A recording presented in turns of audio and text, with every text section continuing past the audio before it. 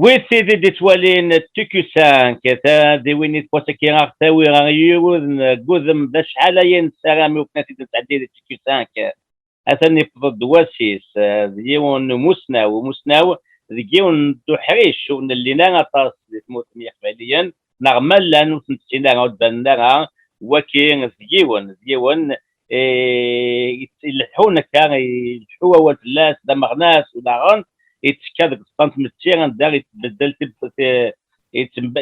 يتبدل تكتيوين ذي قباليا عند مالان وداغان يتمقول متكا نزمر النوي دوا حلو اسم التير تقباليس دوانيك اس ديزين ذي شنقار كيد نير البروفيل ناس ودي لنا طاس من تاوكي الدكتور حميد سلمي انواع وثنسينا نمون خاصوميس اثنوبسيكياتريك اثنوبسيكياتر يتيديرن دي فرنسا وقبل انه حد ضحكوا فلاش كي مشوار يسلي توزرت اشينير حميد ازول فلاك يا حميد ازول فلاك يا رشيد هكا عز ربي.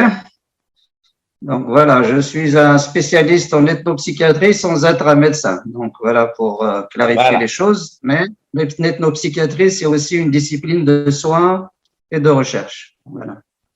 سنميرتك يا حميد متفكر لا ديفينيسيون للتنوبسيكاتري دونك واللي انا ذا مجاي كيدينا ميدسان ماشا وين قلنا كاين فرونسي سبيسياليست لا التنوبسيكاتري اكيد الدنيا تزورا ولينا نطس امن تادي تموت يقبليا وتعمل تقبل ذا شنو هاتو غير حوايج خاصه وكنيا تموقن كتقبل اشكاينس سوانيك تيديرا كثورا قبل نروح حميد وي حميد نسالم نسلم لا ديسيبلين كي ليتنوبسيكياتري مازالوا اللي نتلاثي بورا دي ثمورتنا مي هاد يسواس يا نسلم ديالنا اقلا غنسلم ذي وكيدي لانداكي يبرانيين ياك دي غريب لنا مي دي ثمورتنا تسوى تاكي ثنتي بورا مازال غلقنت امين حميد قبل نروح سريد سيسن ثلاث ناوي ويفن ويسير يتوالين كيشين النوغان تمتكن ذاك الحمد سلمي زميس نفس داود اللي كان ديال طافن اللي تموت قبليا يلو اللي ثالث ديال نطراز مجال تمهر فرنسيس ويعطي لنا يروح اثنين ازي ملال باباس يقلان ذا كوميرسي دي ماني ومالون الجزائر نهار لوراني لا دغا دوك كلمه مقارن حمام بوحجر دينا يذكر حميد امي يغالي يكشمت زاويت وهران زاويت عندها من بعد كان يكفى و 78 اللي يروح يكمل تزراوين الناس لي زيتود ديال الناس بحاجه كي لابسي اون اثنو بسيكياتري دي فرنسا فينا يغال يكشم عندها يخدم بعد ثمن انه مستدير انه حاجه شكير توسنا ومقارن لي بسيكياتري امس بديكي قرناس جورج دوفرو ياكين كوريج موا حميد مالا كيتد وقم دوفرو دونك il a collaboré دينا تصاص هذاك ديون مقارن ناتون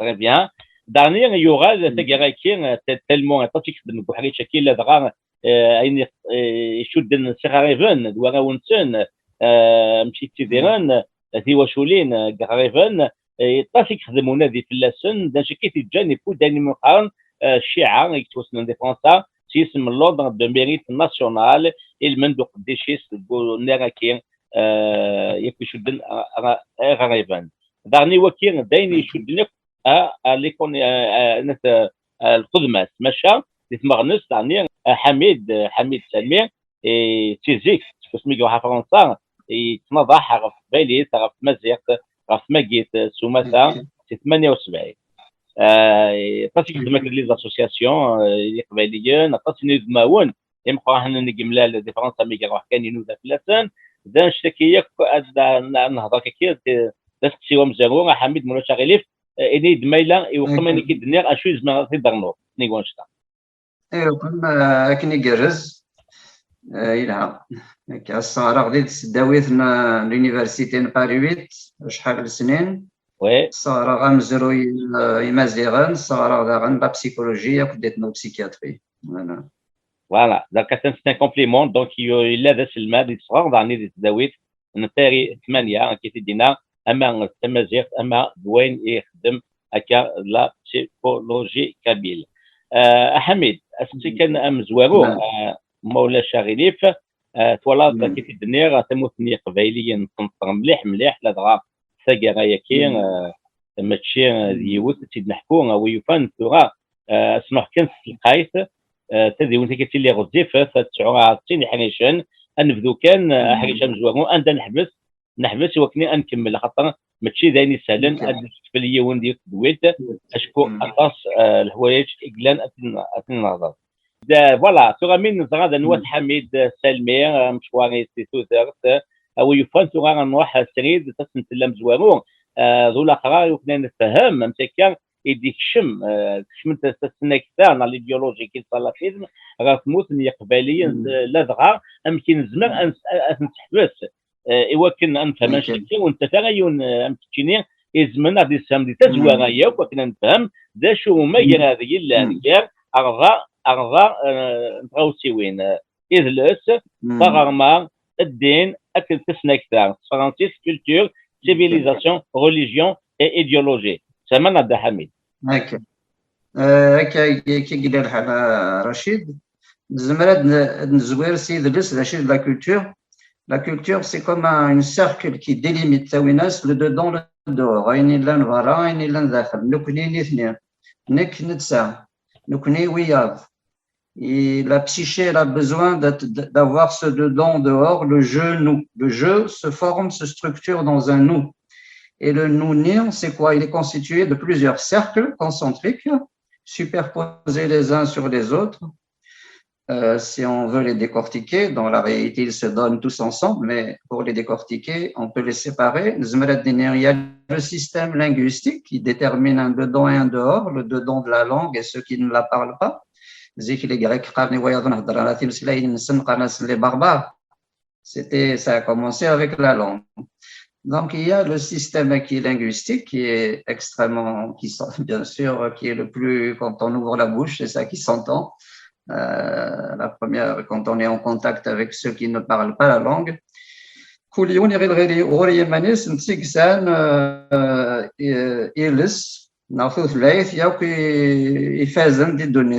a une sorte d'ethnocentrisme naturel dans la culture. On dit qu'il soit ils balbutient, ils font des barbarismes, tout ce que, il y a plein de mots comme ça qui désignent de manière péjorative ceux de l'extérieur. Donc, Tinifid venam yon de benir wabien, yon el sesn gedlis toothleit, et qui détermine qu'il y a un dedans, un dehors, de telle sorte que pour un thérapeute comme moi, le problème ultime les symptômes par rapport à la langue, ça peut être le mutisme, ça peut aller jusqu'à l'autisme. L'autisme, c'est celui qui n'est pas entré dans ce contrat, en quelque sorte, de ce contrat, un pacte avec le groupe, sans groupe. Chez les Africains, ils disent il est resté là-haut avec les ancêtres, il n'est pas entré dans le contrat du groupe. Il n'a pas voulu parler une langue particulière et s'universalité est entré dans une communication généralisée avec les autres en choisissant une et une seule langue. Donc, c'est là, donc c'est le système linguistique. Nous, les Kabyles, bien sûr, et les Amazirs, on est confrontés à ce problème de la langue, le dedans et le dehors. C'est devenu très poreux. Notre langue a failli disparaître. Là, elle est ressuscitée, réactivée, réinventée. Et on est sur ce chemin-là de remettre ce filtre, c'est un filtre du dedans et du dehors. Et en même temps, c'est une des langues les plus anciennes du bassin méditerranéen. Le grec ancien a disparu, comme on le sait, le latin ancien a disparu, les langues ibériques ont disparu.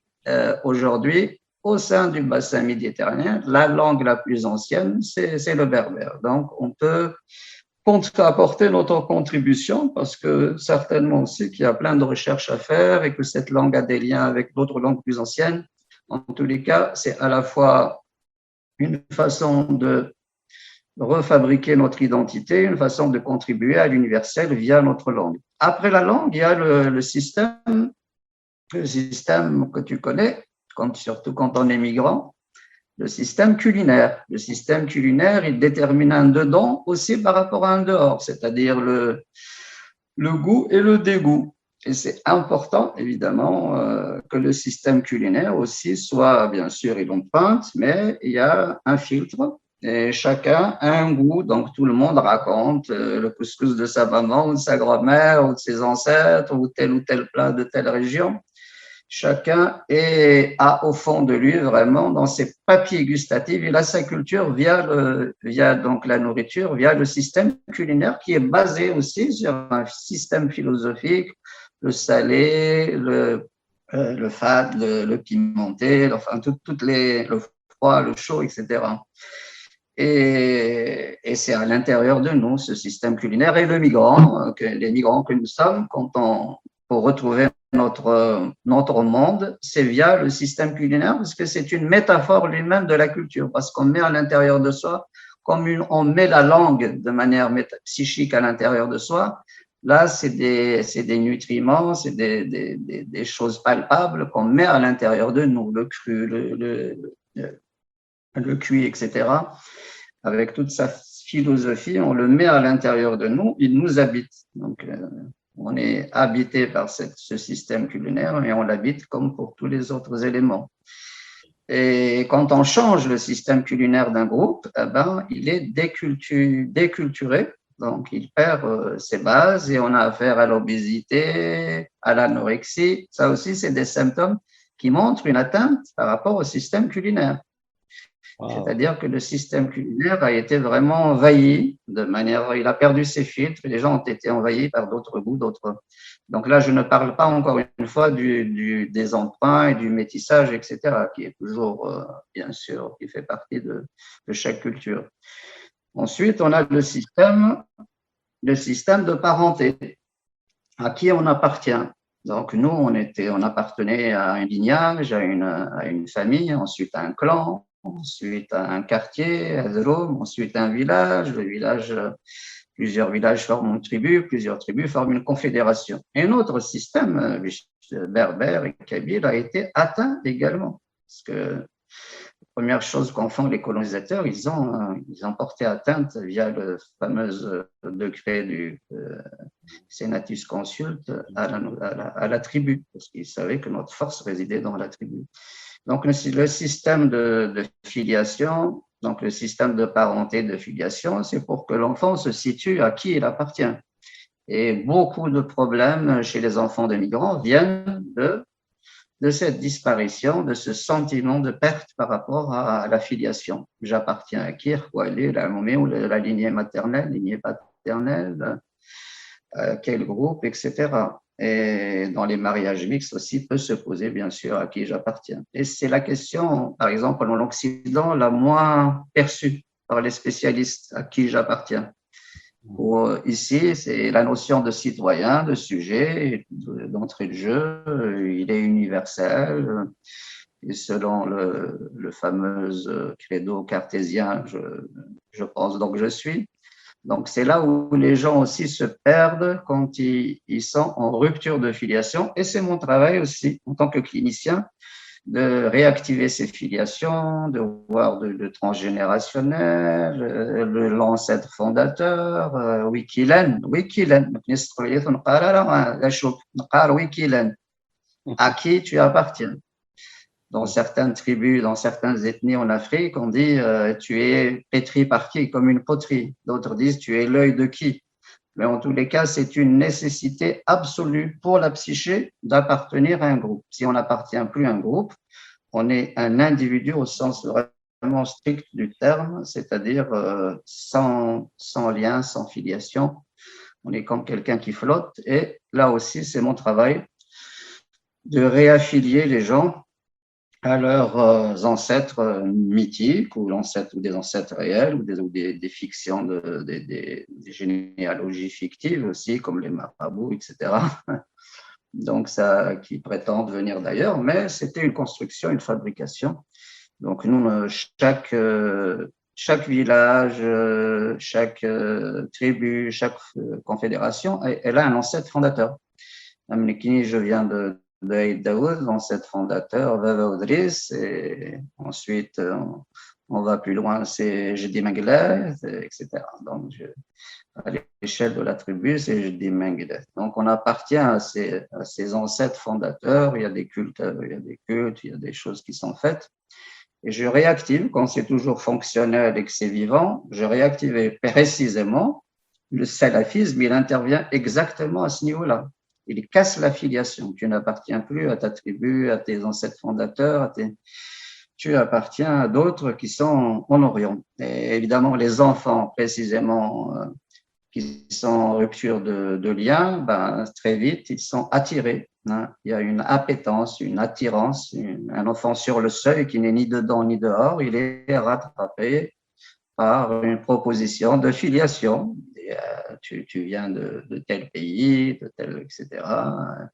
Et à ce moment-là, l'ancêtre fondateur et les parents sont remplacés par le prophète et ses descendants, etc. Parce qu'il est plus difficile de fabriquer un Chaouia, un Kabyle, un Wolof, un Soninké que de fabriquer un musulman. Là, on rentre dans le salafisme. Justement, c'est plus complexe. Et donc là, on est en train de parler du système, donc du dedans-dehors. Il y a des systèmes matrilinéaires, on appartient aux frères de la mère ou directement matriarcal à la mère, etc. Et c'est important, ça ne veut pas dire qu'ils ne bougent pas, ils s'assouplissent. On avait un ancien système Zih qui est encore dans le système de parenté via la langue, Madina Yima, Yima c'est le fils de ma mère. Wolfma, les Touaregs, ils ont encore le mot Wolt qui veut dire fille, Wolfma, la fille de ma mère.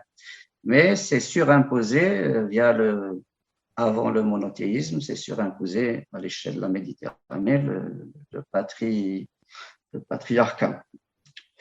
Et voilà une chose, donc ça c'est le système de parenté et de filiation. Il y a le système initiatique. Le système initiatique est en train de se perdre et c'est précisément par là que s'infiltre aussi le salafisme. Quand il n'y a plus de codification, quand on ne peut plus passer d'un monde à un autre, d'un âge à un autre, d'un cycle à un autre, via des classes d'âge qui existent partout, eh bien, le salafisme est là pour nous proposer un prêt-à-porter, des initiations via la ruqya, etc., via une autre généalogie, ils ont aussi un système qui attire les gens, des prières et compagnie, qui vont remplacer toutes les initiations que nous avons eues depuis la naissance. La naissance est en elle-même une initiation parce qu'on est dans la tradition, on est dans un monde, on est d'une matrice, la femme, dans un monde de femmes, et puis la naissance, c'est une matrone, donc c'est une femme qui manie le sacré. Il y a des choses à faire pour protéger le bébé. On lui met parfois le fer sous l'oreiller. Il y a des rituels importants pour protéger l'enfant. Il y a des rituels pour lui proposer. On ne prend pas un mot comme ça. Justement, le salafisme s'infiltre aussi par là parce qu'il nous propose des prénoms tout fait. Et nous, on a des prénoms en rapport avec les rêves. Il y a une tante qui va rêver que le fils ou la fille s'appelle comme ça, ou bien c'est par rapport à une particularité que l'enfant a, ou en rapport avec les conditions de sa naissance, ou en rapport avec évidemment les ancêtres. On va réactiver un des noms des ancêtres. Et tout ça, précisément, aussi est infiltré par le salafisme. Et nous sommes en train de perdre nos vrais noms, nos vrais prénoms et nos façons de nommer. La façon de nommer n'est pas livrée à la fantaisie des parents. Elle découle de procédures en Afrique subsaharienne. C'est un guérisseur qui va donner un nom secret un nom commun. Et quand l'enfant tombe malade, on va réactiver ou changer le nom sacré qu'il a, qu'on laisse dans l'oreille de la tante paternelle. Chez les Evé, par exemple, du Togo. En Inde, c'est l'horoscope qui détermine aussi le prénom. Ils ont des horoscopes traditionnels. etc. Donc, on n'attribue pas n'importe quel prénom à n'importe quel moment. Il obéit à ces rituels-là. Donc ça, on était en train de parler du système initiatique. Donc il y a la circoncision qui existe avant l'islam, et des rituels locaux. Dans chaque localité en Afrique du Nord, ils diffèrent et en même temps, il y a des traits communs. C'est une façon de passer du monde des femmes au monde des hommes, d'aller du côté donc de la lignée du père. On avait une initiation à Rachid qui s'appelle Tajma. On mesurait même, on faisait le tour du crâne, etc. À une époque, il y avait une codification pour entrer, un rituel pour entrer à Tajma. À l'adolescence, avant l'adolescence même, quand le père amène son fils au marché, il achète une tête de bœuf, etc. Donc ça, c'est des initiations on va dire, explicites. Il y a des initiations aussi thérapeutiques. Quand quelqu'un tombe malade, il peut on lui fait des tatouages. Donc, on a énormément de rites, à la fois des rites qui consistent à passer d'un cycle à un autre jusqu'à la mort, la mort elle-même est un rite. On passe du monde de la vie au monde des ancêtres via des rituels aussi. Avant, justement, il y avait des rituels qui consistaient à passer d'un monde à l'autre, comme ils existaient chez les Égyptiens anciens. Le livre des morts égyptiens nous en parle, ou chez d'autres groupes, au Tibet par exemple, il y a aussi un livre des morts. Ça, on l'a perdu, ces rites de passage, on appelle des rites de passage, d'un monde à un autre. Et précisément, à chaque fois qu'on perd un rite de passage, sous couvert parce qu'on a quitté le village ou parce que certains ont décidé que c'est archaïque, c'est dépassé, ou parce qu'on ne l'a pas remplacé par un autre rite éventuellement, il ne s'agit pas de garder les rites tels quels, mais il s'agit de comprendre leur fonction et de les remplacer éventuellement avec des rites plus ou moins semblables. Donc, tous ces rites sont en train de partir, plus les rites agraires que tu connais, les rites agraires autour des saisons, etc. Il y a des collègues à nous, des chercheurs qui ont beaucoup parlé de ces rites agraires. Et aussi, tu sais, quand on quitte le village, les rites agraires, les premières choses qui disparaissent, c'est les rites agraires. Et donc, en fait, la citadinité et l'anonymat sont très, très propices à la réactivation de choses religieuses, et notamment, sans que je confonde les deux, la salafisation des esprits, parce que les gens sont en attente de certains rites de rattrapage, parce qu'ils ont perdu leur fabrication et le moule de la fabrication initiale. Je ne sais pas si j'ai oublié. Donc, ça aussi, ça crée un dedans et un dehors. C'est le noyau, le rite initiatique, c'est même le noyau du Kabyle. C'est là que réside, c'est-à-dire s'il se fissure, donc ce noyau est fondé sur les anciens mythes, des mythes découlent des contes et des rites. D'abord des rites et ensuite les contes, mais tout ça est homogène. Et quelqu'un qui n'a pas été élevé dans ces contes, les contes donc aussi c'est une transmission initiatique, c'est pas une transmission transparente, c'est pas un manuel scolaire, ça rentre dans l'inconscient collectif et l'inconscient individuel, et on apprend des choses à travers les mythes fondateurs. Il y a quelques-uns qui ont été récupérés heureusement et traduits récemment, c'est ceux qu'avaient recueillis qui ont disparu, les Hofbenius, qui est un Allemand, qui a recueilli certains mythes de fondation kabyle, ce que c'est que une femme, comment est apparue la femme, l'homme, la sexualité, le mariage, etc. Ils sont fondés sur ces mythes-là. C'est ça le noyau d'un kabyle. Et justement, il y a des rites de réparation, c'est-à-dire des soins, des guérisseurs qui connaissent ces mythes de fondation, ils s'inspirent de cela pour guérir les gens. C'est-à-dire comme s'il y avait une conception de l'homme à l'échelle d'un groupe, et cette conception de l'homme, on a prévu par où il peut se fissurer. On a prévu les conflits qu'il peut y avoir. Et donc, justement, les contes nous racontent ça, nous racontent les conflits entre la mère, entre les enfants et leur maman, les enfants et leur papa, dans le couple, etc. Mais ils nous donnent des leçons pour comprendre la position de chacun et aussi comment réparer. Et moi, j'utilise beaucoup les mythes et les contes dans les thérapies. Quand il y a une fissure dans le couple, dans la famille, dans les appartenances, il y a des conflits graves, ben, j'utilise aussi ces contes. Je fais notre ami Noumni Saïd Menguileth, en plein terrorisme, c'est pas pour rien qu'il avait, parce qu'il a vu que c'était la fin du monde et la fin de notre monde, à tel point qu'on n'a pas de récit. Voilà, d'un récit, voilà, on rentre dans l'actualité avec des récits nationaux complètement bidons, toutes ces histoires qui se sont manifestées ces derniers temps, et parce qu'on a perdu nos récits à nous. On a un récit de ce que c'est que les Kabyles. Il y a même un récit sur les 5 tribus fondatrices du monde kabyle. Ensuite, nos récits qui sont nos contes et qui sont nos mythes. Ce sont ceux-là qu'on transforme en roman national et qui non, c'est un roman national, comme disait un de mes amis, qui tue. Il tue les gens, il les appauvrit, il les fissure encore plus. Et c'est une façon aussi de délimiter. Donc, on n'est plus un Chaoui, un Kabyle, un Oran et un Touareg, on est juste un Algérien face à des non-Algériens. Et là, il faut leur fabriquer un roman national de briques et de brocs et qui ne donne même pas lieu à des recherches puisque c'est borné, c'est limité. Et en même temps, évidemment, c'est des symboles que se donne un pouvoir illégitime pour pouvoir perpétuer sa domination.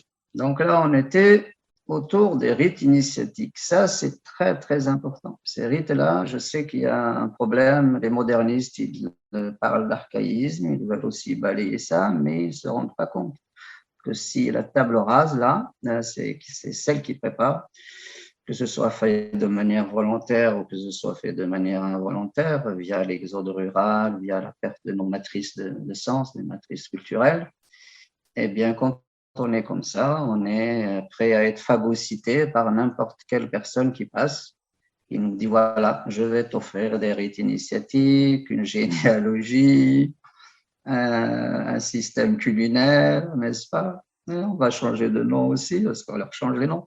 C'est par toutes ces ports-là, par toutes ces c'est pas des ports en fait, c'est des trous. C'est par tous ces trous, ces béances que s'infiltre le salafisme. Alors ça, je n'ai fait que décrire ce que c'est qu'une culture. Donc, tu vois, Rachid, la culture, ça part de l'inconscient collectif avec des rites de fondation. Ça, c'est la culture d'un groupe. Ensuite, il y a, on peut dire, si on compare à la civilisation, c'est des ponts entre les cultures. Il y a eu une culture au Moyen-Âge, la culture chrétienne, il y a eu la culture musulmane, entre un Kabyle et un Ourdou du Pakistan, etc. Bon, il y avait des ponts. Donc, on pouvait se parler de l'Espagne andalouse jusqu'à Bukhara, jusqu'en Inde. Salam alaikum, voilà, salam alaikum, que la paix soit sur vous. Et à partir de là, il y a une civilisation qui a créé en effet des ponts. Cette civilisation n'existe plus, ces ponts se sont effondrés. Il n'y a plus de cette richesse qui avait circulé à un certain moment au IXe siècle avec la rencontre de la culture grecque. L'islam qui a rencontré la culture grecque via les Syriaques, via les Grecs chrétiens, via les Pahlavis, via les Iraniens. C'est comme ça qu'on a traduit la philosophie grecque vers la langue arabe, avec des innovations, avec des mots persans, toutes sortes de mots qui viennent de différentes langues. Des innovations, etc., des reconstructions morphologiques, syntaxiques, lexicales. Oui. Donc là, c'est la civilisation. Donc, la civilisation, c'est des articulations, des interfaces, c'est des ponts entre les mondes, entre les cultures. Donc, une civilisation, quand une civilisation est finie, pour des raisons diverses que les historiens ne cessent de travailler pour donner les raisons de cet effondrement, comme l'effondrement de l'Empire romain aussi, c'était une civilisation, on va dire. Eh bien, chacun rentre chez soi. Alors, on rentre où? On rentre dans sa culture. Il n'y a plus rien à faire. C'est comme si la civilisation était un marché. Une souk, c'était en quelque sorte le lieu de rencontre de des villages et des tribus. C'est un lieu sacré aussi, hein, parce que là où se rencontre l'altérité, où il y a des différences, il faut protéger ces lieux. Donc, on va dire que ces civilisations, quand elles disparaissent, on rentre chez soi, on rentre dans sa culture. Et ça, c'est la civilisation. On peut approfondir la question si l'on veut. Maintenant, l'idéologie, des choses, l'idéologie. C'est ça, l'idéologie. Hamid, avant l'idéologie, notre religion, notre culture, civilisation, religion et idéologie. Parce que religion, c'est un aspect peut-être avant le. On peut parler de religion, ouais. On peut parler, exact, tu as raison, Rachid. Parlons d'abord de religion. Donc, la religion, il y a des religions ethniques, des religions, entre guillemets, nationales, des religions ethniques. Comme le vaudou, c'est une religion, le polythéisme, avec ces différentes religions païennes. Donc, c'est des religions, on va dire, ethniques, des religions tribales, des religions de groupe. Et il y a les religions monothéistes. Donc, à l'origine, on donne toujours un fondateur, mais ce n'est pas quelqu'un qui a réfléchi, c'est quelqu'un qui a été inspiré, ou qui en rêve, ou qui a une vision, comme Moïse, comme Mohammed, etc. Donc, ça vient d'un inconscient personnel, mais à travers toutes les ramifications qui expriment un inconscient collectif. Donc, une nécessité de fonder quelque chose à un moment donné. On ne sait pas pourquoi cette fondation émerge comme ça et aussi pourquoi elle réussit. Parce qu'il se pourrait que quelqu'un émerge et ne réussisse pas et il disparaît. Mais là, il y a des personnes qui ont réussi. Abraham est parti aussi. Ibrahim est parti de Ur en Chaldée et Dieu lui a dit en hébreu Lech lecha, va pour toi. Ça veut dire il a quitté sa tribu par rapport à Mohammed. Lui aussi, il a fait la hijra. Mais il s'est scindé, même il a été porteur de ce message, premier message, un des premiers monothéistes. Donc, la religion. Ahmed, juste une petite question légère. Tu as parlé d'Abraham et de Moïse. C'est qui le concepteur, l'inventeur du monothéisme réellement? Abraham ou Moïse? C'est qui a conçu cette idée de monothéisme? Le fondateur, c'est Abraham. Abraham, qui veut dire le père de la multitude, le père de la multitude des peuples, le père de Abraham. Donc, avant qu'il ne soit... Ah oui, après, il a changé de nom aussi, Abraham. Avant qu'il ait un enfant, Ismaël, oui, et Isaac, il s'appelait Avram en hébreu. Et il a gagné un H en ayant des enfants. Et sa femme s'appelait Yassara, elle a perdu son Y. Donc, on se rappelle tous de ce conte-là ou de ce mythe de fondation où Abraham ne pouvait pas avoir d'enfant, il avait plus de 90 ans et sa femme aussi. Et quand l'ange lui a annoncé qu'elle allait avoir un enfant, elle a ri. Donc, Hamid, ensuite, l'histoire, elle est connue. Donc, elle a permis à son esclave, Agar, de coucher avec son mari pour avoir un enfant qui est Ismaël. Et ensuite, plus tard, elle a couché elle-même qui ne pouvait pas le faire avant. Elle a eu un enfant à un âge avancé. Donc, tout ça, c'est tout ça qui ont créé un peu les religions monothéistes après. Il y a l'arabe de l'islam d'Ismaël, les juifs c'est Sarah, c'est Isaac qui a donné Jacob qui a donné Joseph qui a donné jusqu'à Moïse. C'est ça. Voilà. C'est ça. On va dire que la première esquisse de monothéisme, c'était en Égypte ancienne. Et il a persisté pendant un moment, ensuite il a décliné. Mais il y a eu un moment de Aton, voilà, le dieu Aton. C'était une tentative de créer aussi une religion monothéiste. Peut-être qu'en fin de compte, le truc souterrain, la création du monothéisme, peut-être ça vient de. Il y a un lien entre l'Égypte et par la suite les Hébreux, le peuple hébreu et ensuite le peuple arabe. En tous les cas, l'idée, c'est que les gens sont dans leur monde, dans leur culture. Il y a une religion qui vient de l'intérieur ou de l'extérieur. Pour nous, elle vient de l'extérieur, pour la majorité des pays, parce qu'elle est dans un milieu particulier. Elle se propage, donc elle se surimpose sur un tissu qui est culturel. Et elle négocie, parce qu'elle ne peut pas faire disparaître la culture, sinon les gens la rejettent. Donc, il y a tout un dialogue, toute une négociation qui dure des décennies, des siècles, comme entre les Berbères et le monothéisme musulman. Il ne faut pas croire qu'il arrive, et puis comme on le dit de manière simpliste, il y a eu des négociations continues jusqu'à tout récemment en Kabylie avec l'arrivée de la création endogène de l'intérieur des marabouts, ce qu'on appelle les marabouts, qui représentait l'islam. L'islam, c'est juste pour citer ça, qui négociaient bien sûr, parce que eux, c'était les représentants de ces montagnes, de cette ruralité, de cette vie qui n'est pas la vie directement citadine. Et donc, les cadis comment dire, des villes, leur religion n'était pas reçue. Les guérisseurs gardent généralement, ils continuent de travailler en secret avec des éléments enfouis, les Bombara au Mali, d'ailleurs. Les Bombara, ça veut dire ceux qui sont 100 mètres. C'est quoi 100 mètres, Hamid? Ça coupe, 100 mètres. Et c'est des guérisseurs dans la brousse. Ils utilisent leur technique ancienne. Et ça coupe? Oui, ça coupe un tu peu. M'entends? Oui. Je t'entends.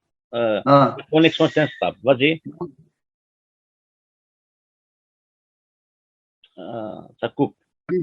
Comment on négocie? Ça va? Vous m'entendez? Oui, vas-y, c'est bon. Vas-y. La négociation entre les différentes cultures locales. Je ne sais pas s'ils continuent de faire ça. Ils mettent les fétiches dans les fondations de la mosquée. La culture ne disparaît pas. Elle peut devenir latente et réapparaître à un moment donné, mais la culture originelle ne disparaît pas, sauf si une divinité devient des saints, même pour le christianisme. Donc là, je ne sais pas s'il y a d'autres, il y a beaucoup de choses à ajouter sur les religions monothéistes. C'est stratifié, c'est-à-dire nous, on pense vraiment, on nous donne des mythes aussi un peu simplifiés. Mohammed, il reçoit dans la grotte, etc. Mais en fait, c'est très stratifié. On ne sait pas qu'est-ce qui est. Il y a encore des recherches. Il y a des recherches qui sont mal perçues par le monde des croyants orthodoxe, on va dire. Qu'est-ce qu'il a entendu, comment il a traduit, comment c'est de l'inspiration, ensuite comment c'est. Donc il y a cette tradition d'Uthman 20 ans après qui collecte comment dire, l'essentiel de ce qu'on a appelé par la suite le Coran. Mais qu'est-ce qui s'est passé avant et qu'est-ce qui s'est passé après? C'est très, très, très, très complexe. C'est pas aussi simpliste que ça. Les chercheurs, ils s'appliquent justement à voir s'il y a des modifications dans le Coran, est-ce qu'il y a des versions faites pendant cette époque des versets inventés, des versets perdus, etc. Donc, c'est des choses complexes. En tous les cas, nous, ce qui nous est arrivé, c'est cet islam que nous pratiquons malikite en Afrique du Nord, chez les Kabyles, où on est passé par le chiisme au Xe siècle et le kharijisme à l'échelle des Berbères en Afrique du Nord. Mais en tous les cas, c'est toujours ces éléments du monothéisme de l'islam sont toujours réaménagés, renégociés, digérés, métamorphosés. Ils n'arrivent pas comme ça directement et puis ils sont acceptés tels qu'ils sont parce qu'il faut qu'ils soient réaménagés, que ce soit chez les Persans, que ce soit chez les Ourdous du Pakistan, chez les Indiens, etc. Il y a toujours cette négociation par rapport à la religion monothéiste. Donc la religion monothéiste, elle vient sur les cultures et elle se superpose et c'est comme ça que nous avons vécu jusqu'à tout récent. Est-ce que l'islam a fait perdre nos rites agraires? Non. Les rites agraires ont persisté, les rites initiatiques ont persisté.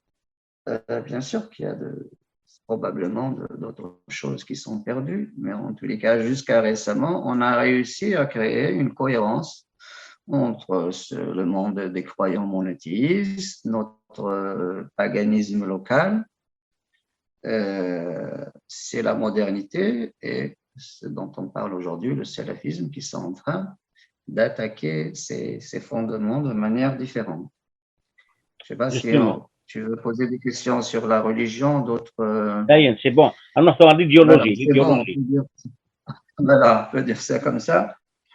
Donc, par rapport à l'idéologie, elle ne sort pas comme l'illumination d'un prophète, de l'inconscient, on va dire, collectif ou d'un inconscient individuel. Elle sort d'une pensée. C'est une pensée Gobineau a créé la pensée raciste. Ensuite, ça a été développé par d'autres. Donc, c'est une vraie pensée qui sort d'un cerveau qui réfléchit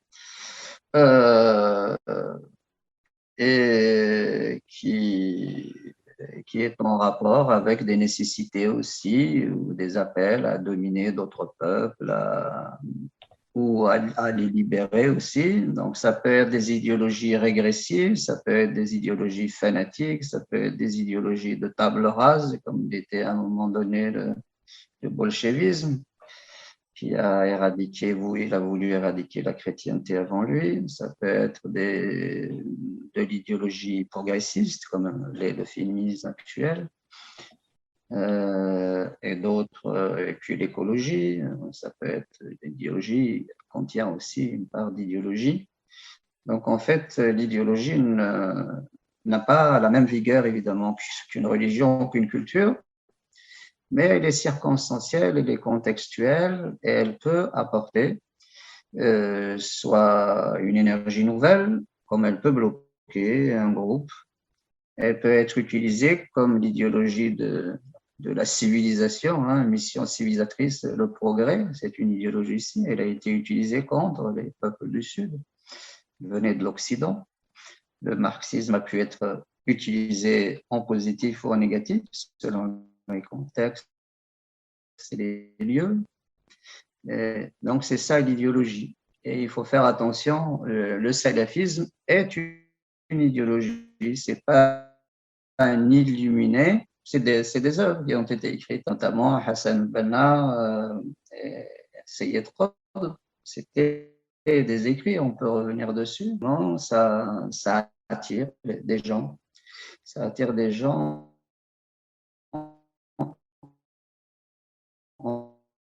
dans des moments d'acculturation violente. Ça peut attirer les personnes, certaines personnes. Donc voilà. حميد إمي نقيم ديما دي سلافيزم قبل نروح موتني قباليا أمشي كاع الصايم بنيس لكن السير يتسلط أك حميد يتسلط اكسلام رشيد انا ني عشان نقيم كان دي سلافيزم كي حميد سلافيزم قبل ساكن سقسي كان كي وايض حميد سميت الند باللي او يفنا نظر وقبل ديال السلافيزم لن يغرفز النظام لي دوكترين نظام لي زيكول ريليجيوز تل كو ريفورميزم سي دو لا نهضه ديال 19e siècle امشى امي il s'est constitué salafisme actuel après ces différentes doctrines et écoles religieuses et le réformisme.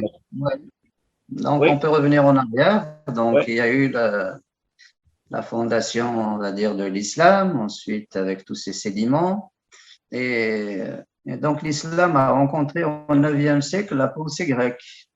Et à l'époque des Abbassides, il s'est bien inspiré de cette pensée grecque via 3 axes, comme je disais, les Iraniens, les Syriaques et les Grecs eux-mêmes, qui ont traduit des œuvres des philosophes grecs. Donc, il y a une partie qui a été absorbée de cette philosophie, comme la médecine, l'astronomie, etc. et la philosophie d'Aristote. Et il y a eu aussi, à un moment donné, des résistances. Donc, on va dire que cet apport donc, musulmane avec l'apport grec, c'est le plus épanoui. Hein. Donc, l'acmé, le paroxysme, c'était avec Averroès, hein, au XIIe siècle, le Maïmonide, qui était un juif de l'époque. Donc, ça, c'est le premier rapport plutôt positif. Ensuite, il y a eu, avant cela, la fondation des 4 écoles, Malikite, Shafi'ite, Hanbalite, etc. Et le kharijisme, donc tout ça, c'est des choses très complexes. Les historiens peuvent revenir sur tout ça. En tous les cas, nous, le kharijisme nous est parvenu en Afrique du Nord. Il a servi de tremplin pour libérer les Berbères de la tutelle arabe. Et le chiisme, par la suite, chez nous, en Kabylie. Donc, on a encore des termes qui sont entrés dans le vocabulaire, même dans le lexique kabyle. On ne sait pas des termes en rapport avec le chiisme de l'époque. Quand on dit Tavarnith, eh ben, ça vient de Batn, ça vient de Zahiriya et Batiniya. C'est des mots de l'époque de la Kabylie aurait pu rester chiite. Bon, Hamid, libéré parce... Hamid, d'ailleurs, on le voit bien. وغادي يسمعونا بابا اسمي سالي يما اسمي فاطمه وتاطاس حسن الحسين حسن الحسين تاطاس نساغوغنا دونك سي اون بروف بلي ونيتيك شيعيت يعني سي صح. Jusqu'à une époque récente, par exemple, mon grand-père, je connais plus des choses sur Ali que sur Mohammed, que sur voilà, je connais plus de choses sur Sidna, qu'on appelle Sidna Ali que le prophète. Qu'est-ce qui s'est passé, Hamid? Qu'est-ce qui s'est passé? Comment on était chiite et on est redevenu sunni, soi-disant? Enfin, dans la majorité, hein, pas Nkini, Nakchini, mais qu'est-ce qui s'est passé? Donc, tu la connais un peu cette histoire, Rachid, parce qu'il y a probablement des intervenants qui en ont parlé. C'est suite aux fameuses... Les Fatimides se sont établis donc dans la région arnergène, du côté entre Jijel et sur toute la côte nord. Donc, c'est un persan qui est venu, qui a apporté cette doctrine-là du chiisme, qui était très riche. Hein. Le chiisme est une doctrine très, très, très riche parce qu'elle a un côté ésotérique qui a même inspiré le soufisme. Aujourd'hui, il s'est appauvri avec le chiisme idéologique iranien. C'est pas le chiisme ésotérique, parce que c'est un vrai ésotérisme d'une très grande richesse. En tous les cas, cette religion s'est imposée là. Les Berbères, généralement, ils aiment ces innovations, ces doctrines qui viennent et qui les réunissent et qui les réunifient et qui les, selon d'autres modèles que la tribu, ou qui, justement, qui vont souder des tribus ou des confédérations en conflit. Donc, le fondateur né, il a bien réussi, on va dire, dans cette Kabylie, mais ensuite, à un moment donné, il voulait repartir, comme il est d'Orient, il voulait repartir en Orient, conquérir ce qui venait de là-bas, l'Égypte, enfin, ce qu'on appelle aujourd'hui la Syrie, c'est tout le Proche-Orient. Donc, il est parti avec ses guerriers en grande partie berbères. Et là, il a laissé ses anciens sujets, ses lieutenants, Ziri, Ben Boulourine et les autres. Donc, il les a laissés gouverner. Et cela, à un moment donné, je ne sais, ça c'est des historiens qui peuvent dire pourquoi, en tous les cas, ils voulaient prendre leur autonomie par rapport à ce pouvoir qui s'est déplacé en Égypte. C'est eux qui ont créé le Qahira, la triomphale ou la victorieuse, hein, c'est les Berbères qui l'ont fondée avec l'université d'ailleurs, l'université d'Al-Azhar. Et donc, à un moment donné, ces lieutenants ne voulaient plus faire la bay'a, l'allégeance au chiisme. Ils faisaient l'allégeance à un calife, au calife de Bagdad. Donc, ils ont changé d'orientation idéologique pour s'autonomiser et se libérer de cette tutelle. C'est comme ça, on connaît comment l'arabisation des plaines est venue. Donc, ce Moïse leur a envoyé les fameux Bni Hilal, Bni Sulaym, Bni Aqil, et d'autres tribus, les Hassaniens, etc. Il leur a dit, je vous offre l'Afrique du Nord. Allez-y. C'est comme ça que... Donc, il y a eu un changement d'orientation. C'était les lieutenants de cet émir-là ont voulu changer d'allégeance, l'allégeance doctrinale. Et c'est comme ça que s'est faite d'ailleurs en grande partie l'arabisation des plaines de l'arrière-pays via ces Bni Hilal. Donc c'était ça un des moments forts en Afrique du Nord que décrit Ibn Khaldoun, etc. Donc c'était venu de cette façon-là. Donc on était en train de repartir en arrière sur les doctrines qui ont eu. Donc le kharijisme a servi à s'autonomiser. A servi à se libérer, comme disent les historiens, comme le donatisme aussi a été une façon de se soulever contre les Romains. Et il y a certains qui font le lien entre donatisme et kharijisme. Ensuite, il y a eu ce chiisme au Xe siècle. Mais chemin faisant, les rites berbères n'ont jamais disparu, comme tous les rites de l'Afrique du Nord. C'était des idéologies de combat, des idéologies mais en tous les cas, le noyau des gens et le noyau des groupes n'a pas disparu. Parce que nous avons qu'on a oublié aujourd'hui, on a un mouvement de fond, une pensée qui n'était pas celle de la massification. C'est les idéologies qui apportent, que ce soit anciennes ou nouvelles, qui apportent cette massification, ces liens entre confédérations, etc. Notre anthropologie profonde, c'est se distinguer. Tu le sais, entre un village et un autre, voilà, on change les lettres.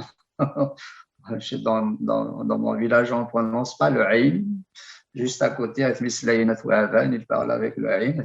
Pareil, il ne prononce pas le aïn. Dans un autre village, on ne prononce pas le R, on le dit L. Et en fait, c'est une pression, une tendance permanente à se différencier. Il y avait des colibés entre villages, et ce n'est pas à juger, ça, c'est l'anthropologie, c'est-à-dire pour créer des appartenances fortes, appartenir à une famille, appartenir à un clan, appartenir à un village, appartenir à une tribu, à une confédération. Et en fait, l'idée, c'est la distinction et c'est la différence. C'est les idéologies nouvelles, modernes, qui nous ont apporté les religions d'abord, et puis les idéologies modernes qui créent un État massifié, uniformisé, ce dont on souffre aujourd'hui, déculturé. Et donc, nous avons au contraire une tendance à la différence, à se différencier. C'est ça qui est perdu aujourd'hui, parce que nous le jugeons avec les yeux des modernes. Même des gens maintenant se critiquent, pourquoi d'un village à l'autre, et pourquoi les marabouts se distinguent, et pourquoi justement, il y avait des castes, il y avait les forgerons, les marabouts. Aujourd'hui, il reste que plus ou moins les marabouts comme castes, sans compter les confréries, etc., les tariqas. La tendance était à la différenciation. Et évidemment, il y avait aussi, quand on est attaqué de l'extérieur, il y avait ce mouvement à se rassembler. C'était le cas de la Kabylie. Dès qu'on est attaqué de l'extérieur, à ce moment-là, évidemment, les tribus sont là. Il y avait des jama'a de tribus, les Yeraoun, qui permettaient de se rassembler très, très vite.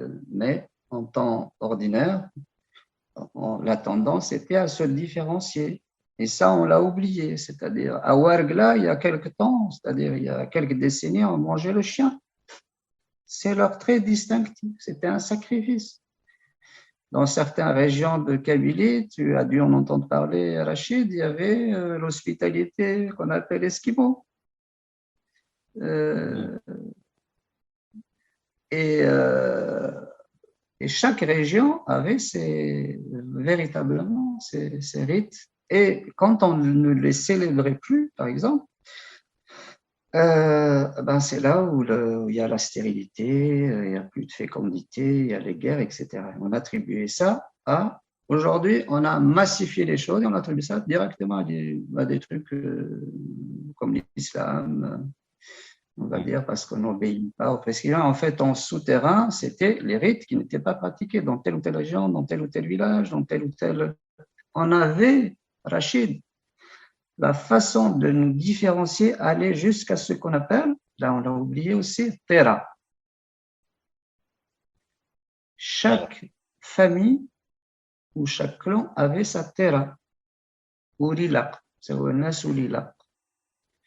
c'est-à-dire l'interdiction, pour certains, c'est l'interdiction de vendre son lait, si on a des vaches, pour d'autres, c'est l'interdiction de faire des fêtes, pour d'autres, c'est l'interdiction de cultiver tel fruit, pour d'autres, etc., ou d'élever des lapins, etc. Chaque famille avait sa terra. Et ça, c'est quoi? Évidemment, c'est pour fortifier le sentiment d'appartenance. Quand il s'élargit, on se perd. Il faut qu'il soit en cercle concentré, de plus en plus fort. J'appartiens à cette famille qui fait tel, et moi j'utilise aussi, parce que comme je les connais, je les utilise dans la thérapie. Ou quand il y a une fissure dans les fondations, on peut ramener les fondations quand ces rites sont toujours fonctionnels et compris. Donc ça, on était j'étais en train de parler de ces idéologies anciennes, de l'islam, donc jusqu'à les confréries qui nous ont... L'islam s'est propagé en Afrique subsaharienne grâce aux confréries. Parce que les confréries, ils ont des rites, et puis elles se différencient les confréries entre elles, donc ça allait très bien aussi à cet esprit de différenciation, à l'esprit initiatique. Donc nous, notre islam est un islam, on va dire, païen et soufi. Mimouna ta'arf Rabbi, si on résume tout ça, Mimouna sen Rabbi, Rabbi c'est Mimouna. Ça s'est perdu aussi. C'était toute une histoire autour de cette fameuse Mimouna. Et donc, entre-temps, le grand choc, donc on est parti loin, là, on va arriver à la fin du XVIIIe siècle. Le grand choc, c'était entre l'Occident et les pays du Sud, donc l'Afrique du Nord et l'Orient, jusqu'en Inde. C'était ça le premier choc. On vivait selon cette philosophie, à la fois selon ses aspects extérieurs musulmans et selon ses aspects initiatiques intérieurs. Mais tout ça était cohérent. Mais le vrai choc, c'était cela. Donc les Arabes, comme les Berbères, comme les Indiens, ont été fascinés, subjugués et terrorisés aussi par une puissance matérielle qui déferle, avec une puissance de la pensée aussi. Ils se disent, mais d'où leur vient cette puissance? Jusqu'ici, malgré la décadence, on pensait qu'on était quand même, chacun chez lui pensait qu'il était le meilleur des hommes, le meilleur des groupes. Mais là, c'était le choc. Et c'est à partir de là qu'un des premiers qui a commencé à élaborer ce lien, ce pont entre l'Occident et l'islam, c'était Mohammed Iqbal au Pakistan, en Inde à l'époque. Et donc, il y a eu beaucoup de penseurs qu'on appelle les penseurs réformistes. Les penseurs réformistes que tu connais, Rachid. Donc, Abdo. Mohamed Abdo, Afrani et d'autres encore, beaucoup d'autres. Il y avait Rachid Reda aussi, c'est un grand, Abdurrahman Kawakibi. Donc, c'est des personnes qui ont essayé, qui étaient pour créer une forme d'unité musulmane sous forme de ligue islamique. Mais leur problème, c'était d'élaborer ces ponts, comment moderniser l'islam. Et donc, ça nous est parvenu avec les réformistes de Ben Badis, Cheikh Bachir Ibrahimi, etc. Il se trouve que ce réformisme, donc l'islah, avait donc c'est des modernistes et en même temps ils avaient une certaine culture classique Il voulait négocier, il voulait faire des ponts entre les deux mondes, il voulait moderniser véritablement l'islam. Donc, ils ont agi à différents niveaux. Il y a certains qui sont allés jusqu'à dire que les djinns n'existent pas, le djinn c'est le microbe, etc. Donc, ils ont parfois forcé un peu le trait, mais en tous les cas, ils voulaient absolument recréer ces ponts et retrouver une certaine puissance aussi à l'échelle du monde musulman. Donc, il y a eu beaucoup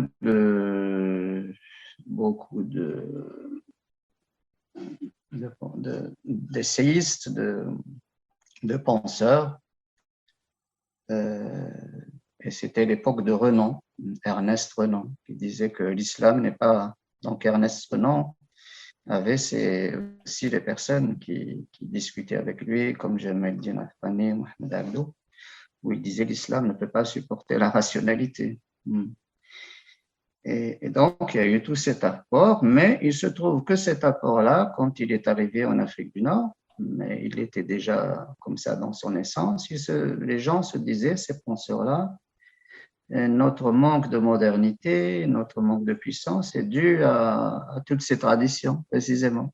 Des traditions anciennes, comme disent les modernistes, archaïques, qui nous ont maintenus dans le tribalisme, entre guillemets, la jahiliya, etc. Et qu'il faut supprimer tout ça. Ibn Badi, c'était pour. Et donc, il y a eu une grande lutte. Les réformistes ont lutté contre le maraboutisme. Ils ont lutté contre le soufisme. Il y a eu une grande lutte. Ils ont réussi, par exemple, chez les Chaouia, qui aujourd'hui, les Chaouia aujourd'hui sont arabisés aussi pour cause de réformisme. C'est beaucoup implanté, mais en Kabylie également. Il y a eu Et donc, ce réformisme a lutté contre le soufisme des confréries et contre les marabouts eux-mêmes, et le maraboutisme en général, et contre les traditions berbères. Et évidemment, et contre, comme on le sait, contre la langue berbère. La langue berbère, il y a aussi un archaïsme, etc. Il faut faire comme on veut, unifier, avoir une langue moderne. Et la langue moderne et la langue de Dieu, c'est évidemment le Coran. Donc, il y a eu ces luttes contre nos racines. Donc, en fait, le salafisme, il avait, bien sûr, on ne peut pas tout jeter, comme on dit, le bébé avec l'eau du bain. Il a apporté des contributions, des efforts de repenser la modernité, tout en gardant les traditions. Mais les traditions dont il s'agissait, c'est les traditions monothéistes extérieures. Ils ne l'ont pas pensé en profondeur. Ils ont pensé jeter tout ce qui est enracinement de la personne. Un peu comme on fait, je disais, comme on essaie de le faire les modernistes plus tard. Et donc, on va dire ceux qui ont porté atteinte à ces cultures locales, à ces enracinements, les réformistes ont apporté à la fois une certaine modernité, parce qu'ils ont créé des médarsas, ils ont profité de la Nahda, qui a eu lieu au Proche-Orient, avec la contribution d'énormément de chrétiens, dans Michel Aflaq, mais il y en a eu d'autres. Il y a eu beaucoup de chrétiens qui ont participé à cette nahda, à la rénovation de la culture, de la langue et de la culture arabe, puisque la langue aussi arabe n'avait pas tous ces néologismes, etc. Donc, ils ont profité de tout ça. C'est un côté positif pour le Proche-Orient. Pour nous, actuellement, il s'avère, voilà, nous heurtons justement à cela. En tous les cas, ils ont apporté cette contribution. Oui, Rachid. Justement, depuis la venue de l'islam, quand même, les pratiques et les croyances locales kabyles, essentiellement paganistes, donc polythéistes, ils ont formidablement, jusqu'à l'arrivée du salafisme, cohabité pacifiquement avec les croyances monothéistes, essentiellement musulmanes. Oui, Acho? Oui, c'est ça, exactement. J'ai justement la question. Ils ont formidablement, donc avec toutes sortes d'options d'islam, le maraboutisme, l'orthodoxie malikite, le réformisme, le soufisme, les zaouïas, etc. Mais, tu auras la question, Hamid, Par quelle faille psychosociale s'est infiltré le salafisme dans les familles en Kabylie? Le nombre de voilés dans la société kabyle, le halal, le haram, les termes de Masha'Allah, Inch'Allah, Uqsimu billah, Tabarakallah, Na'mal wakil. C'est devenu méconnaissable. Comment tu expliques ce phénomène? Oui, on y arrive en passant par le salafisme, parce que je n'ai pas encore parlé du salafisme en tant que doctrine. Tu vois, on en était encore à réformisme qui a lutté contre le maraboutisme. On n'a pas encore défini ce que c'est que le maraboutisme non plus. Vas-y, oui. Donc, et ensuite, on finira avec ça peut-être. On finira, quitte à ce qu'il y ait d'autres. Le maraboutisme, le phénomène maraboutisme, malheureusement, il y en a certains qui l'utilisent comme un moyen de division. Il faut نفهم المرابوطيسم مليح comme il faut à travers le savoir que tu as, Hamid. Parce que nous-mêmes, on n'a pas compris ce que c'est que le maraboutisme. Le maraboutisme, c'est une caste de médiateurs. Comme on est une société segmentaire où on peut y avoir des guerres entre tribus, etc., la Jma'a c'est un des espaces d'arbitrage, de sanctions, aussi, de régulation, du bien public à l'échelle d'un village. On dit république, ça veut dire la chose publique, le bien commun. Mais les marabouts étaient aussi une caste qui était suscitée par les Kabyles eux-mêmes, c'est-à-dire par le groupe kabyle. On avait besoin de personnes qui viennent en apparence d'ailleurs, qui se donnent une fiction généalogique venant d'ailleurs, pour qu'ils soient des médiateurs, c'est-à-dire qu'ils n'appartiennent ni à un clan ni à un autre. Ils avaient juste leur puissance, on va dire leur arme, c'est la malédiction. La bénédiction et la malédiction. Et ils avaient aussi des interdits. Et il y avait de nombreux interdits, celui de porter des armes, de travailler la terre, etc. Il y a toute une liste d'interdits. Et ça, on connaît les castes, évidemment, comment elles se structurent et pourquoi un groupe a une fonction nécessaire. Alors, je pense qu'avant les marabouts, les médiateurs, c'était des forgerons. C'était des forgerons. Parce que c'est le cas dans pas mal de sociétés encore aujourd'hui subsahariennes. Chez les Touaregs, par exemple, les médiateurs, c'était des juifs. Il y avait des groupes de juifs qui jouaient le rôle de médiateurs. Donc, on a la baraka face à l'honneur. Les Kabyles sont régis par l'honneur. Donc, l'honneur, c'est l'assemblée du village. Ensuite, si les choses ne se règlent pas au niveau de l'assemblée et des marabouts, ils se règlent avec l'honneur en négatif, c'est-à-dire le système vindicatoire. Mais le système vindicateur n'est pas non plus une sauvagerie. Il y a une façon aussi, même quand il y a mort d'homme, il y a encore des façons de négocier. Malkwari a décrit dans le grain, dans la meule, une fois, je crois qu'il s'agissait peut-être de Sherman Delvosin, comment il a réglé une situation où quelqu'un avait tué un autre. Et il a été affilié. C'est-à-dire, on a perdu un homme, ben on gagne l'homme. Et l'homme en question, c'était l'assassin lui-même ou une personne du groupe. Donc, on était allé très, très loin dans ces histoires de médiation. Elles sont très, très fines, mais quand ça ne s'arrange pas, bien sûr, il peut y avoir mort d'homme. C'est le système vindicatoire qui a ses règles, ses codes, etc. Mais aujourd'hui, comme on n'est plus dans ce système-là, l'État-nation, évidemment, aussi bien en Occident que chez nous, le voit en négatif parce que précisément l'État, c'est celui qui s'arroge le monopole, comme on dit, de la violence. Si les individus reprennent leur souveraineté entière, ben, ça va être comme chez nous, il y a toujours un fusil à la maison, il y a l'assemblée, il y a les marabouts. Donc revenons aux marabouts.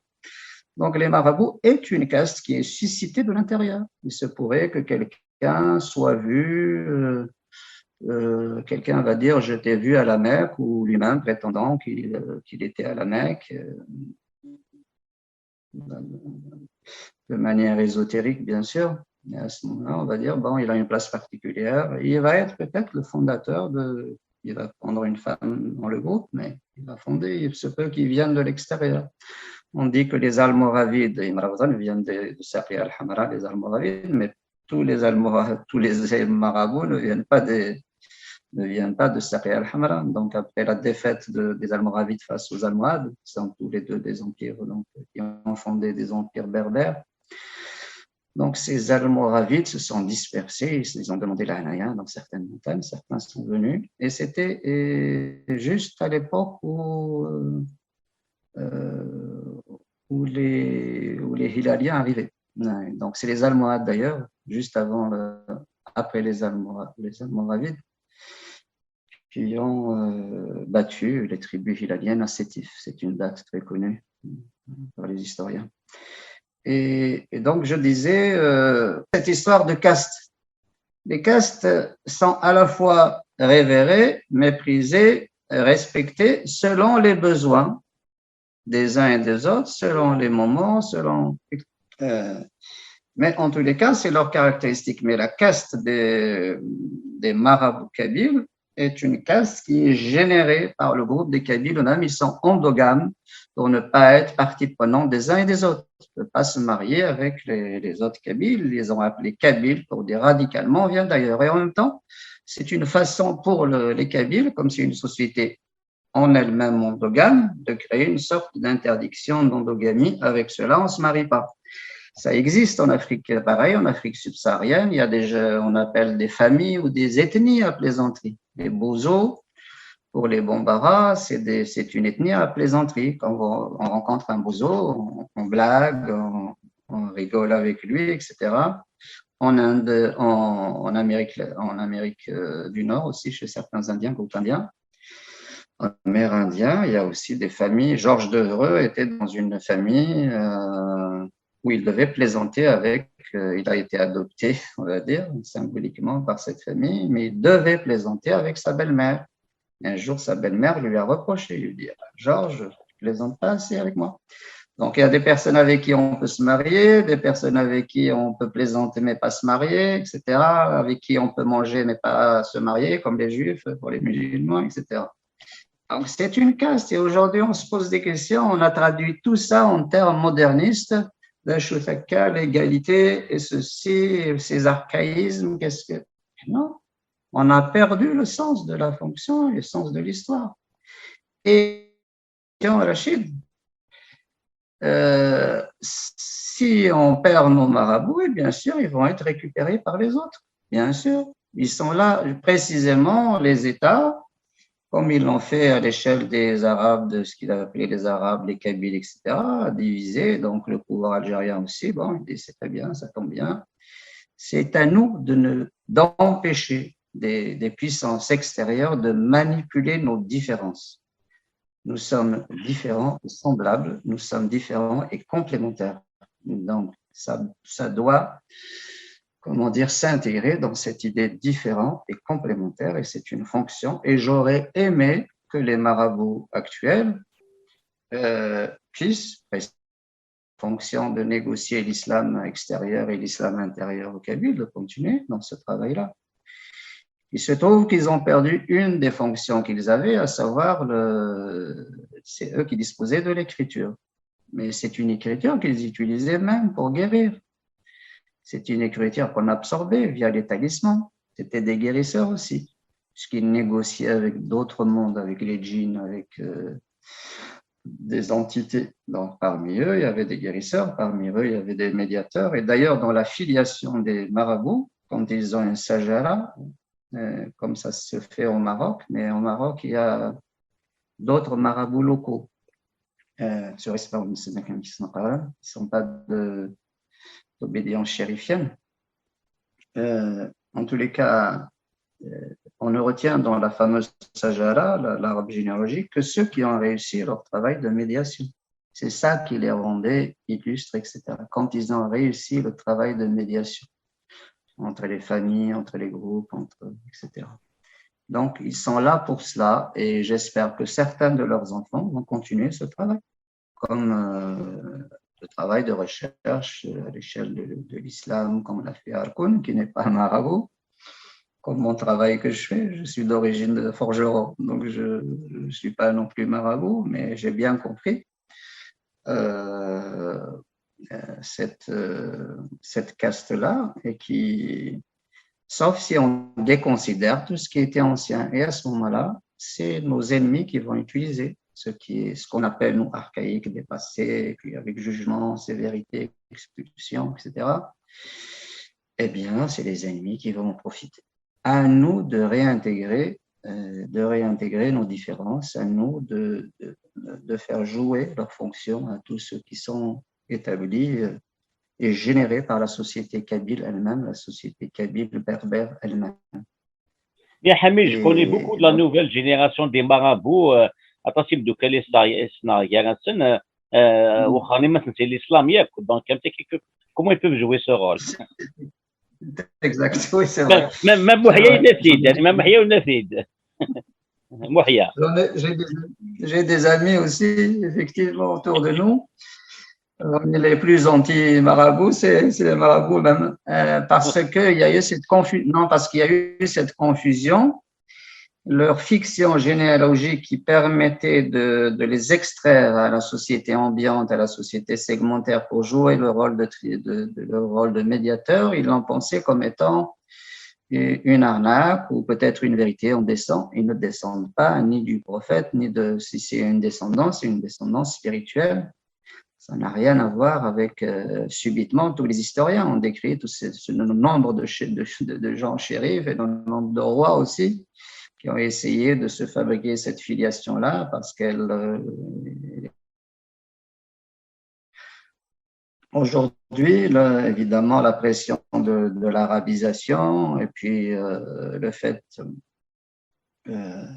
qu'ils soient aussi des modernistes, parfois des révolutionnaires, ben, les amènent à rejeter complètement cette filiation et cette fondation. Non, moi, je ne critique pas, je ne dis pas qu'ils font, les gens font ce qu'ils veulent, ils sont agnostiques, ils sont monothéistes, ils sont déistes, ils sont musulmans, ils sont pratiquants, pas pratiquants. Les chrétiens, évidemment, peuvent même se convertir au judaïsme. Je ne critique aucune position, je ne juge aucune position individuelle.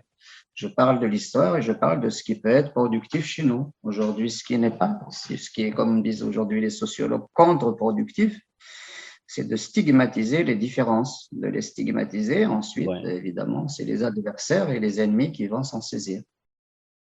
Ouais. Donc ça, c'est autour du maraboutisme. On arrive peut-être au fameux salafisme. Salafisme, oui. On va...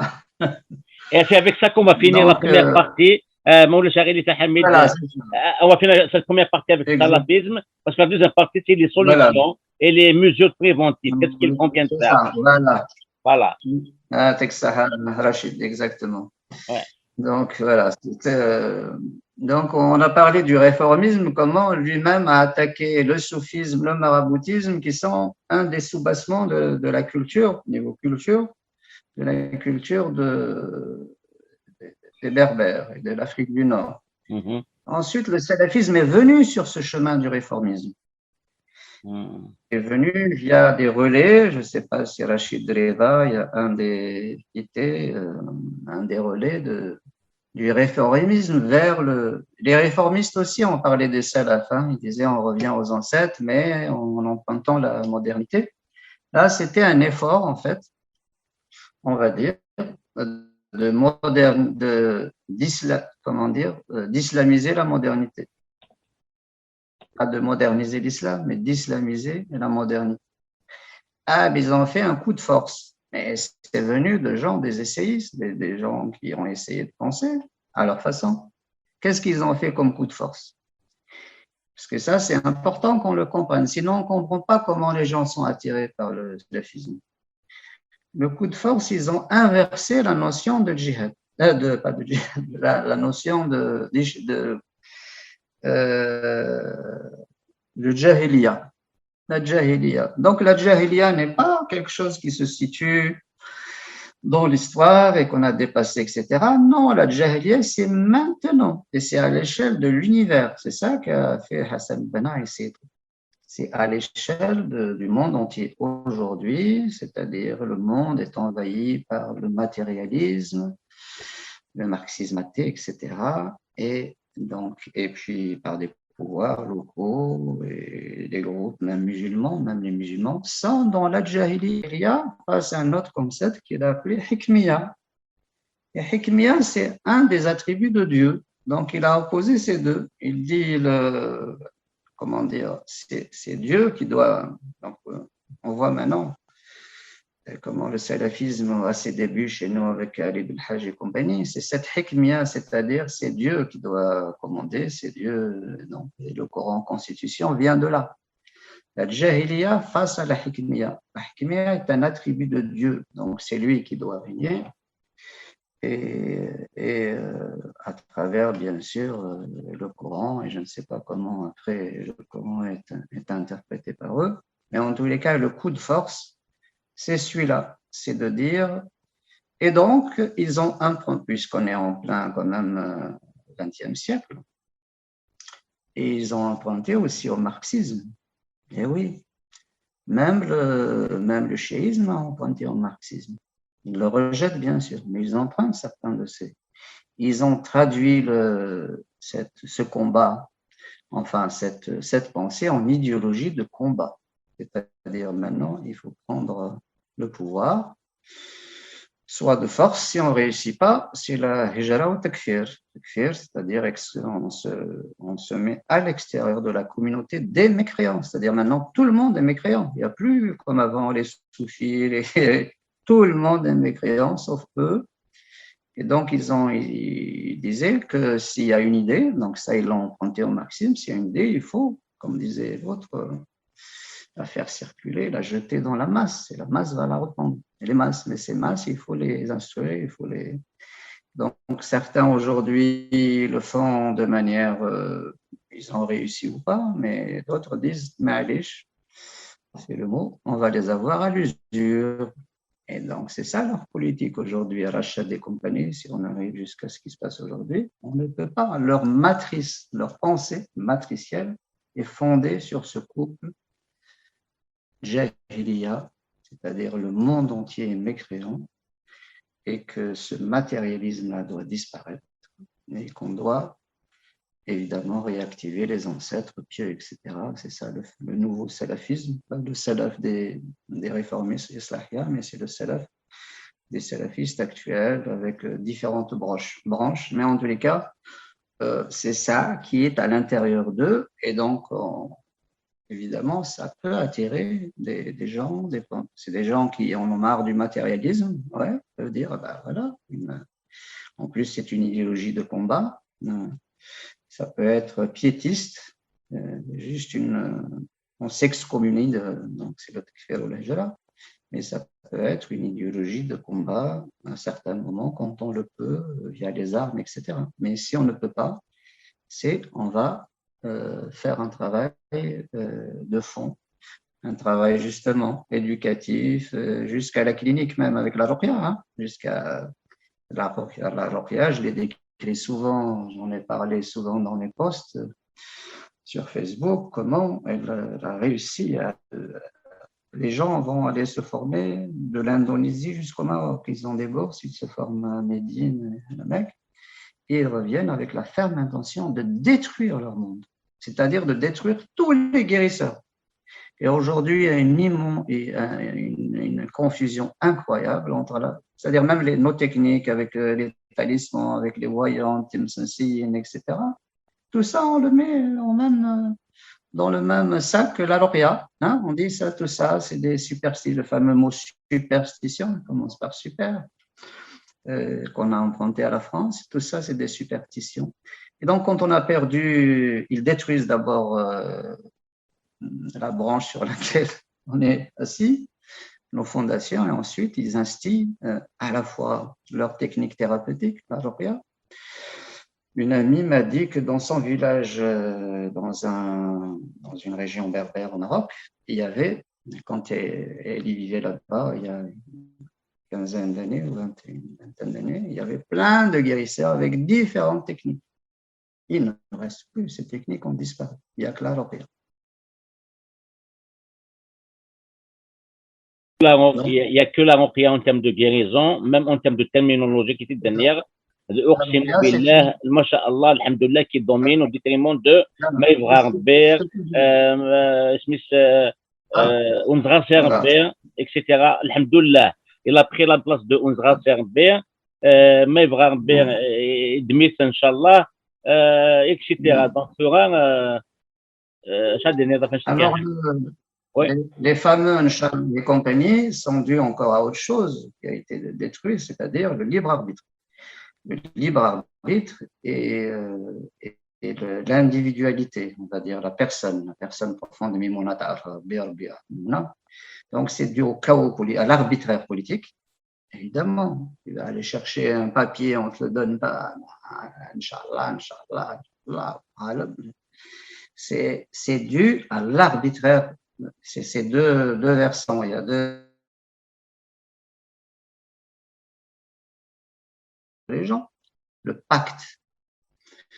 pacte de confiance entre les gens, c'est ça qui s'est rompu, parce que le pacte est en rapport avec des codes, avec des notions profondes. Ce pacte s'est rompu, donc qu'est-ce qui reste, Inch'Allah? La pensée a été détruite par l'école. Ça, tu aimes bien ça, l'école. Kabyle aime bien raconter cette école, cette arabétisation, hein, ou qui a scié aussi tous les apports culturels. Eh bien, à ce moment-là, la pensée rationnelle, dont on était en train de parler aussi, a été coupée. Donc, le principe de causalité sur lequel est basé, entre autres, la pensée rationnelle est coupée. Ils n'ont pas un accès au soufisme, qui est un autre domaine qui n'est plus le burhan, le bayan, c'est le irfan, c'est la gnose, c'est ça, ils sont coupés de ça. Qu'est-ce qu'il leur reste? Eh bien, il leur reste, Inch'Allah, comme des virgules à chaque parole, parce qu'il y a une insécurité psychologique, une insécurité politique, une destruction de la langue elle-même. On avait des poètes arabes, je veux dire, Darija. On avait les hommes de théâtre comme Slimane Ben Aïssa ont essayé, comme celui qui a été tué au Oran, ils ont essayé de reconstruire cette langue, mais cette langue, la Darija, elle est combattue par ceux qui la parlent eux-mêmes, parce qu'ils la perçoivent comme une comment dire,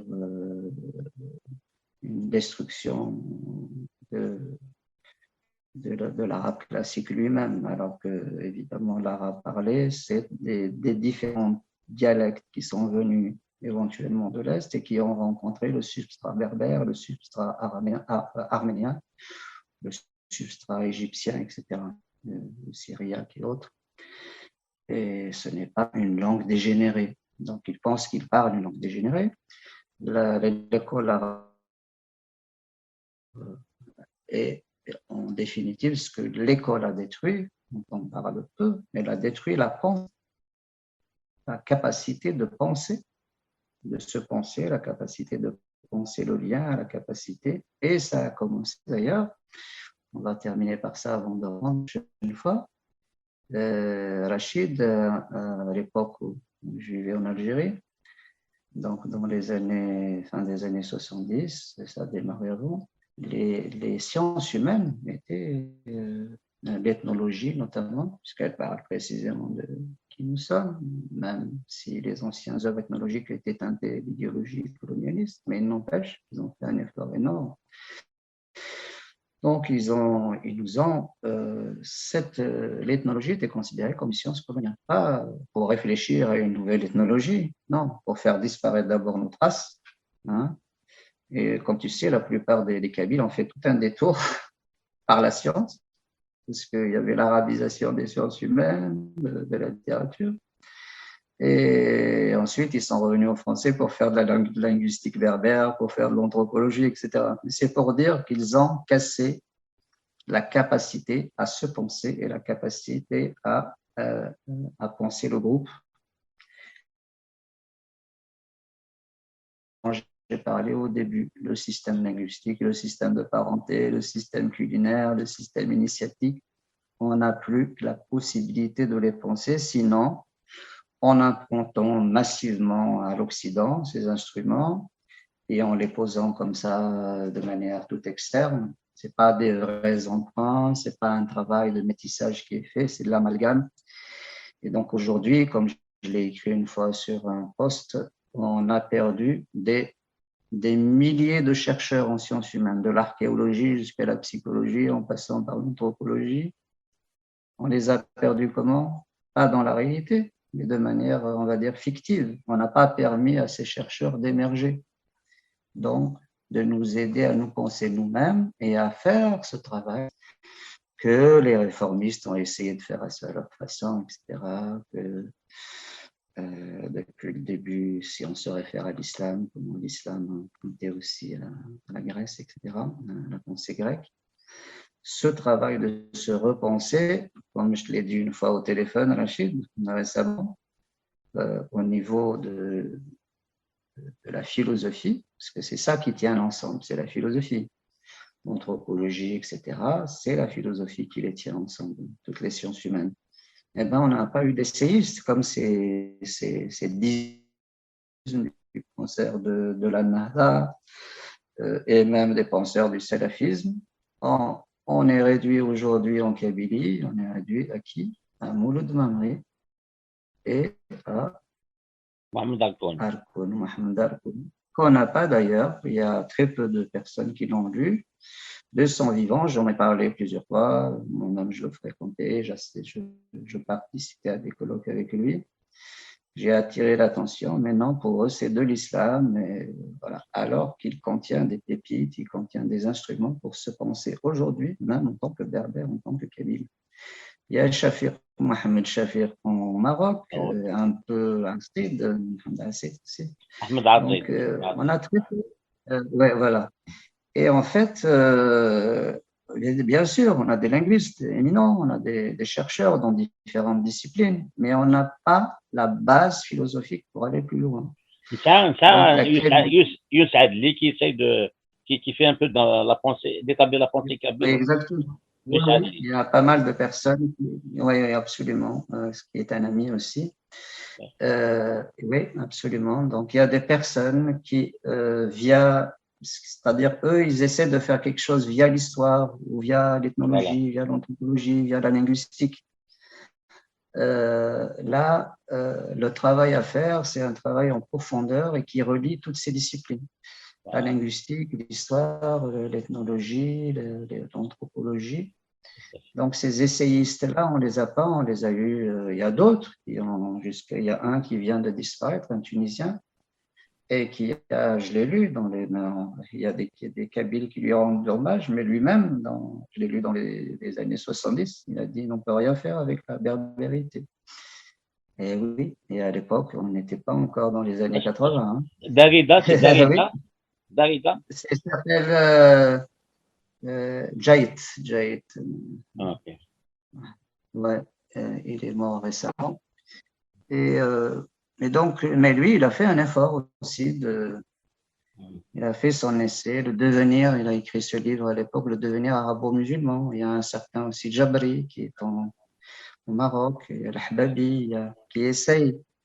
Il y a eu Laroui au niveau de l'histoire qui a essayé, mais au niveau des berbérophones, on a eu très peu de personnes qui ont essayé de faire œuvre philosophique. Mais comme tu dis, il y a certains qui sont très appréciables, qui sont en train de… Et peut-être à terme, tous ces efforts vont se rejoindre en un lieu donné, une personne donnée, un groupe de personnes données qui vont peut-être théoriser cette berbérité qu'on a découverte. Il ne faut pas l'oublier, cette berbérité, on l'a découverte après la colonisation. Parce que les chrétiens berbères qui connaissaient l'histoire des Berbères à l'époque des Almohades ont été chassés précisément, forcés à se convertir ou chassés. Ils ont emporté leur trésor ailleurs où ils se sont convertis. Donc le passé berbère d'avant l'islam était perdu. Il était perdu. C'est la colonie au 19e siècle, eux-mêmes, il faut dire les Français, ont découvert ou redécouvert leur passé. Ils disaient nos ancêtres les Francs. Hein. Jusqu'à 1800 et quelques, ils disaient nos ancêtres, les Francs, ce n'étaient pas les ancêtres gaulois. Ils ont découvert eux-mêmes leurs ancêtres gaulois, presque en même temps qu'ils nous ont apporté cette connaissance, heureusement, qui a été préservée dans les œuvres latines, grecques, etc., traduites. Donc, c'est tout récent. c'est en 1949 que s'est manifestée cette volonté, cette énergie et cette vision d'être un berbère, avec cette création de le berbérisme tant décriée parce qu'elle a été utilisée au Maroc avec le Dahel berbère, parce qu'elle a été utilisée en Algérie. Mais nous, on la vit de manière tout autre. Ça n'a rien à voir avec la colonisation. On la vit comme une œuvre créatrice, comme un mouvement. Et c'est pas pour rien qu'on a aujourd'hui tant d'artistes, tant aussi de chercheurs, tant de chanteurs, de poètes, etc., qui sont dans ce mouvement parce qu'il est porteur d'une très très forte énergie. Et on espère tous que vont émerger ici ou là des groupes ou des personnes qui vont recréer cet étayage philosophique pour travailler cette notion de la mazirité. Donc la prochaine fois, si tu veux, on peut aller un peu plus dans la clinique de comment le salafisme s'infiltre en Kabylie de manière psychologique, à travers quelles failles. On a évoqué quelques-unes de manière un peu massive, on va dire. On a utilisé le télescope, si tu veux, aujourd'hui, Rachid. Exactement. La prochaine fois, si tu veux, on peut utiliser le microscope. La prochaine fois, on peut utiliser le microscope, si tu veux. واحد حميد اللي تاعنا تيليسكوب ميكروسكوب النظام لاناليز سور ذا شوت دوحلو ابري لاناليز ابري شوت يكون ايزوران لا كاين اسمتي تقبليت ذا شوت دوحلو امكن زمان نقبل اغفل كاين اطنا كاين صلافيز ارزبان تلميتك يا حميد تفضل Rachid. Au plaisir de réintervenir sur le TQ5. تلميتك يا حميد كاين اتاكارا لو حريشه مزوارو كيتي دينا حميد تصل une analyse بوين كور دي صوبن اتاكا كيتلا تمشي تقبلي تكاتورا يوريت وطنا كاين السلافيزم دي حريشه دي ستون ذات النوالين ذا شو السوفر نار لا كلينيك نار الدواوين إغلاقاً إوكن أنقبل دلو الشيء غنزين n'a pas suscité des malentendus parce que je suis là pour lever les malentendus, pas pour les augmenter. Mais s'il y a des malentendus, on peut y revenir. On peut toujours s'accorder, comprendre. Voilà. Mais les malentendus, ça n'a pas ta vidéo, la partie لان لي كومونتير ما الا كل حاجه لا دوزيام بارتي ديورا البلاس محمد راك يا حميد absolument صحيت رشيد دونك on va donner le temps nécessaire à توالي نولي لي كومونتير باش كاين au début de la deuxième partie نكتشف لي مالونتوندو كي دنا ذا كازيتيفيتي دي مالونتوندو باش تولي يدير لنا وياه دونك c'est une analyse c'est-à-dire on essaie on va pas enlever les désaccords, mais au moins les malentendus. Voilà, exactement. Et هكا كما تسالوي تنملي الحريش وسين الضوفي دي السودان كما تسالوي